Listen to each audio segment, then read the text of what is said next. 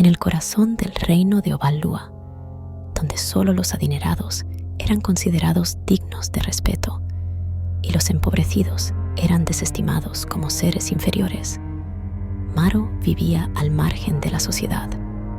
Este reino, conocido por sus bulliciosos mercados, sus grandiosos palacios y el resplandeciente río Oval Lolua que surcaba sus tierras, era un lugar donde la riqueza dictaba el poder y el estatus, formaba parte de la identidad de las personas, tanto como la ropa que vestían.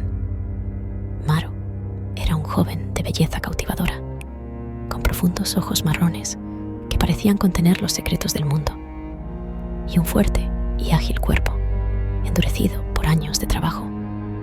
Su cabello, oscuro y espeso, se enroscaba ligeramente en las puntas, y su piel, bronceada por el sol, brillaba con el sudor del trabajo honesto.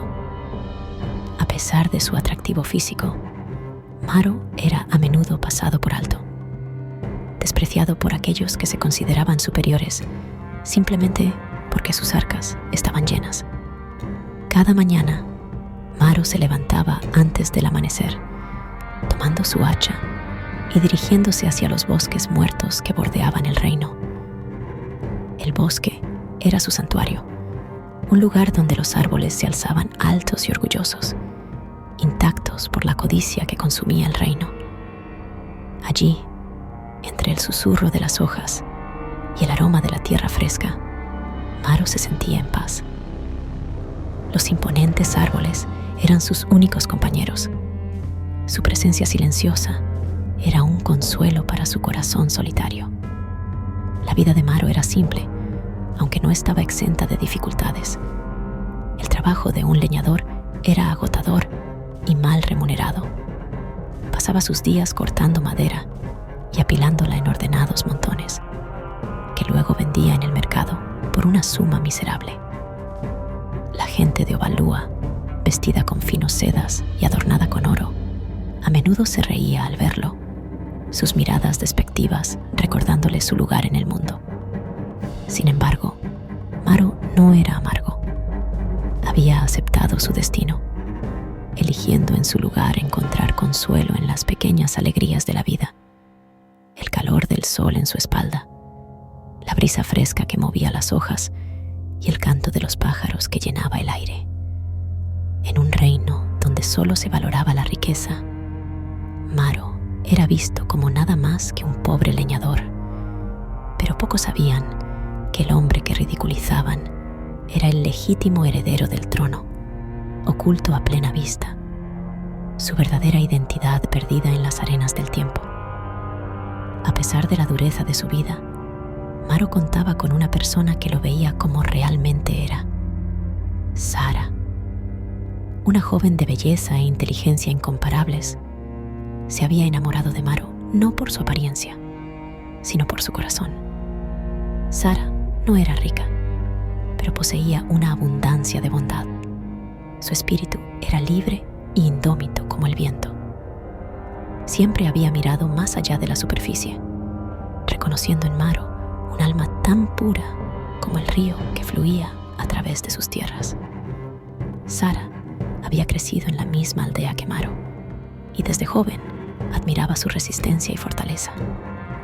Mientras otros se burlaban de él, ella veía su integridad y la dignidad silenciosa con la que se comportaba.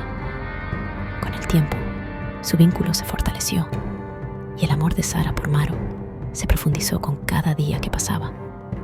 Ella creía en él, incluso cuando él dudaba de sí mismo, y sabía en su corazón que estaba destinado a la grandeza. La historia del pasado de Maro estaba envuelta en misterio, conocida solo por unos pocos que habían presenciado la tragedia que le había ocurrido de niño. Nacido como el hijo de la primera reina, Maro había sido el orgullo y la alegría del reino. Su madre, la reina Adoni, era una mujer de belleza y gracia incomparables, amada por el pueblo por su sabiduría y compasión. El rey Obaadi la adoraba, y su unión era una de amor y respeto.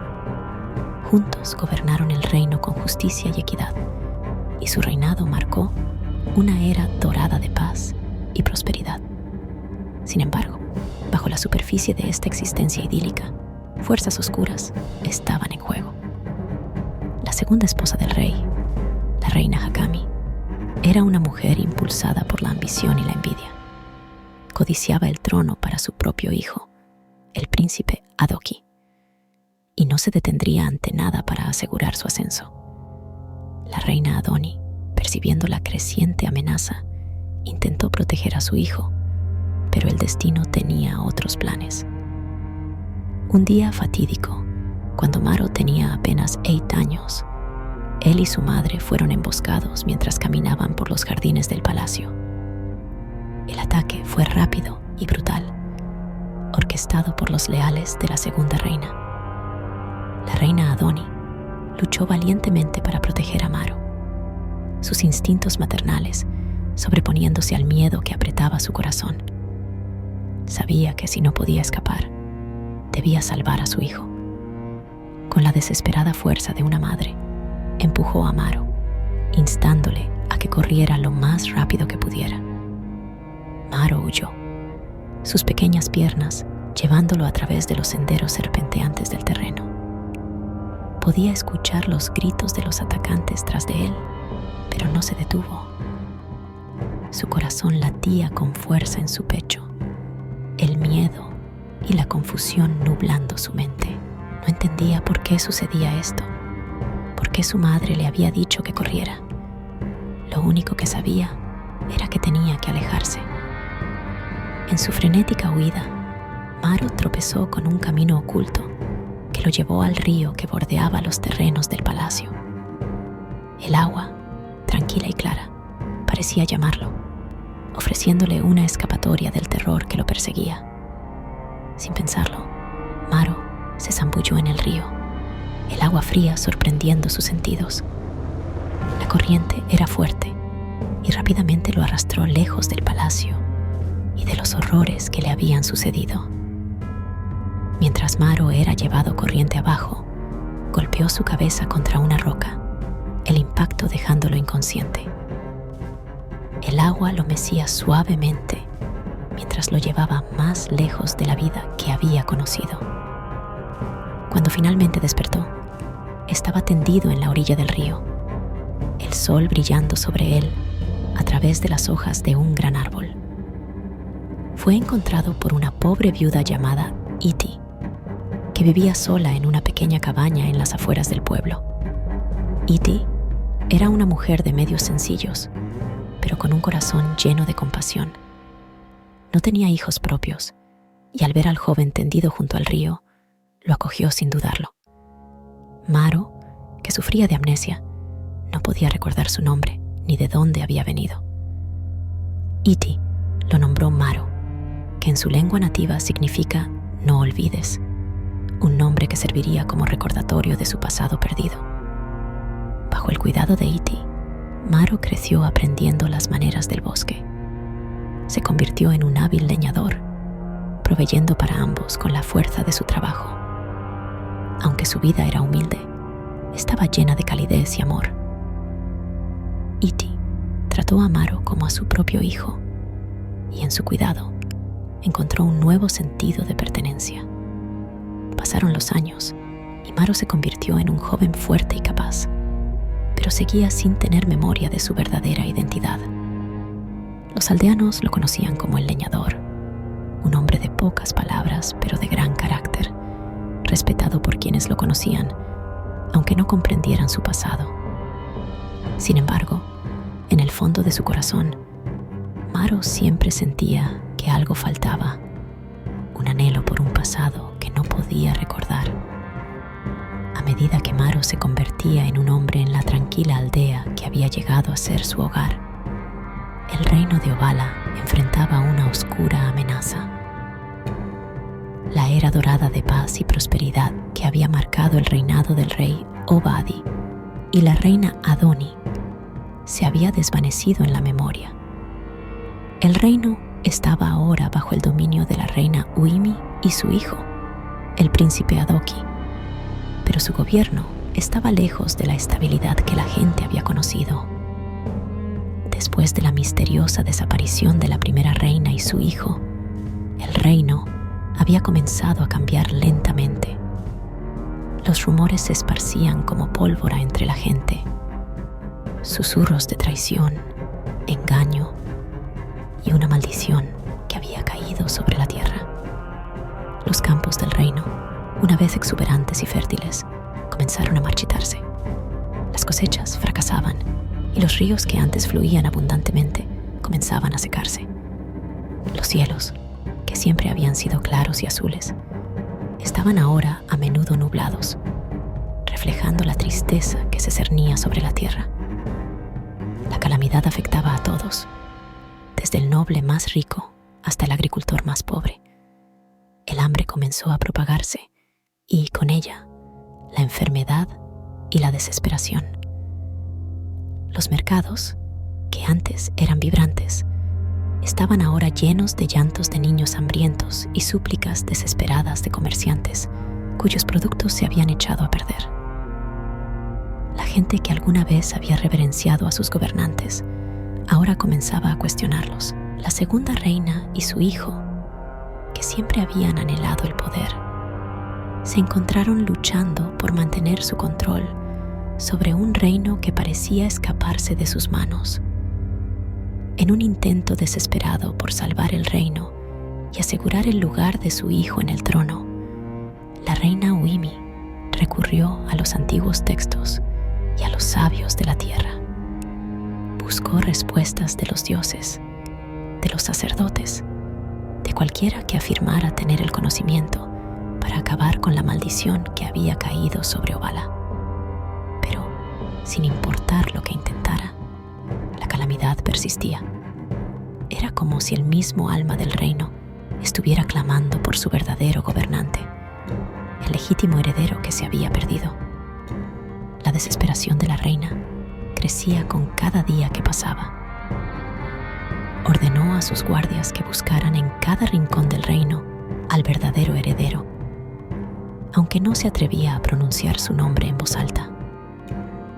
Se había convencido de que Maro estaba muerto, pero la profecía susurrada por los videntes del reino la atormentaba. El legítimo heredero volverá, y con él se restaurará la paz. El príncipe Adoki, por su parte, era ajeno al peligro que se avecinaba. Era un joven de considerable encanto e inteligencia, pero carecía de la sabiduría y la compasión de un verdadero líder. Su madre lo había preparado para verse a sí mismo como el gobernante legítimo y estaba ansioso por ocupar su lugar en el trono. Sin embargo, por mucho que intentara, no podía resolver la crisis que asolaba el reino. La confianza del pueblo en él se desvanecía y su frustración crecía. Mientras tanto, en la tranquila aldea donde Maro vivía, los efectos de la calamidad también se sentían. El bosque, que antes era abundante, donde recogía madera, se volvía escaso. Los árboles ya no ofrecían la riqueza que antes tenían. Los aldeanos, que siempre habían sido autosuficientes, ahora se encontraban luchando por sobrevivir.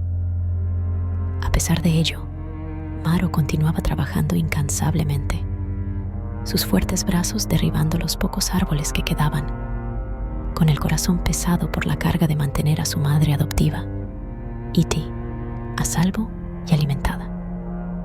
Aunque no comprendía la magnitud del sufrimiento del reino, Maro sentía una profunda inquietud. Podía percibir que algo andaba mal, algo que iba más allá de los cultivos fallidos y los ríos que se secaban. Era como si la misma tierra estuviera clamando, y Maro, aunque aún no lo sabía, era quien estaba destinado a responder a ese llamado. Un día fatídico, mientras Maro se preparaba para llevar una carga de madera al palacio, una rara ocurrencia, ya que normalmente vendía sus productos en el mercado del pueblo, sintió una extraña anticipación. El palacio, que nunca había visitado antes, se erguía como un símbolo de todo lo que le había sido excluido: riqueza, poder y una historia que no podía recordar. A medida que se acercaba a las grandes puertas, su corazón latía con una mezcla de miedo y curiosidad. Los guardias del palacio, vestidos con finas armaduras y empuñando lanzas afiladas, lo miraban con desconfianza. Maro, con su humilde carro de madera y su ropa sencilla, parecía fuera de lugar entre la opulencia del palacio. Sin embargo, mantuvo la cabeza baja, concentrándose en la tarea en cuestión. Al pasar por la puerta, una sensación de familiaridad lo invadió, como si hubiera caminado por esos caminos antes en otra vida. Dentro de los muros del palacio, Maro quedó impresionado por el marcado contraste entre la grandeza de la arquitectura y la desesperación que flotaba en el aire. Los jardines, que antes eran hermosos, ahora estaban cubiertos de maleza y sin cuidado. Las flores marchitas y las fuentes secas. Los cortesanos, vestidos con finas sedas, se movían con un aire de desesperación, sus rostros marcados por la preocupación. A medida que Maro avanzaba por los terrenos del palacio, escuchó fragmentos de conversación sobre la calamidad, las cosechas que no crecían y los ríos que se habían convertido en polvo. Vio el miedo en los ojos de los sirvientes, la desesperanza que parecía impregnar las mismas paredes del palacio. Era como si el reino estuviera conteniendo la respiración, esperando algo, a alguien que lo salvara. Al acercarse a la gran sala donde estaba el trono, los pasos de Maro se tambalearon. Podía sentir algo agitado dentro de él, un recuerdo enterrado hace mucho tiempo intentando salir a la superficie. La gran sala estaba llena de gente, cortesanos, guardias y la propia reina, sentada en el trono con el príncipe Adoki a su lado. El aire era denso con tensión, la sala llena del murmullo bajo de voces ansiosas. Maro se detuvo en la entrada, su corazón acelerado. La sala, con sus altos techos y decoraciones ornamentadas, parecía cerrarse a su alrededor. Podía sentir el peso de su pasado presionando sobre él, los recuerdos que había olvidado luchando por emerger. Su cabeza palpitaba y se apoyó contra un pilar para estabilizarse. En ese momento, una voz resonó en su mente, una voz que no había escuchado en años, pero que parecía tan familiar como el latido de su propio corazón. Maro, hijo mío. La voz era suave, como un eco distante, pero tenía una fuerza que lo atravesó. Con cada palabra, Maro sintió que un torrente de recuerdos olvidados comenzaba a fluir a su alrededor. Imágenes de un palacio brillante, de su madre con su larga y dorada cabellera, de risas en los jardines y de juegos en los pasillos comenzaron a llenar su mente. Pero esas memorias, rápidamente, se mezclaron con la oscuridad de la traición. El grito desgarrador de su madre y el sonido del agua del río llevándolo lejos de su hogar. El príncipe Adoki, que se encontraba en pie junto a su madre, lo observó con curiosidad. La figura del joven leñador, con su ropa humilde y su carro de madera, parecía fuera de lugar, pero había algo en su porte que atrajo la atención del príncipe. La reina Wimi, sintiendo la tensión en la sala, se volvió hacia Maro. Sus ojos se estrecharon en una mezcla de desdén y curiosidad.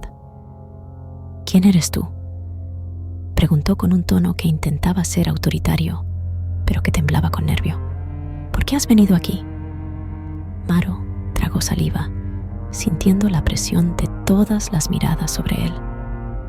He venido a traer madera para ayudar con las reparaciones del palacio, dijo, su voz resonando con una confianza que no sabía de dónde provenía. Pero en su interior, la tormenta de emociones lo abrumaba. Lo que realmente quería decir era que él era más que un simple leñador, que había un peso en su corazón que lo llamaba a la verdad. La reina Wimi lo miró con escepticismo.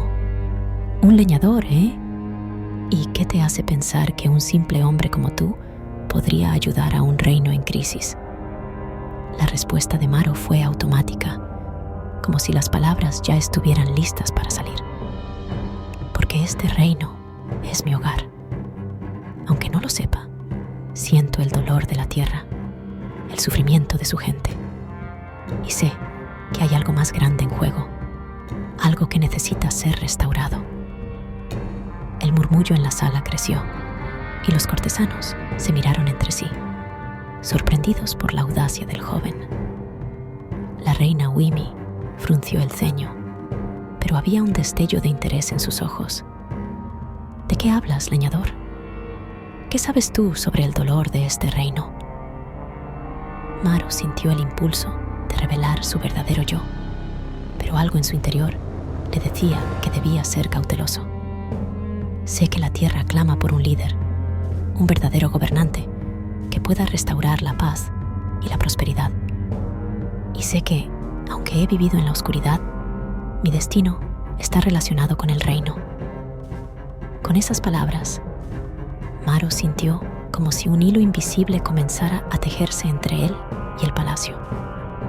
En ese momento, la puerta de la sala se abrió bruscamente y un grupo de aldeanos, empujados por la desesperación, irrumpió en la escena.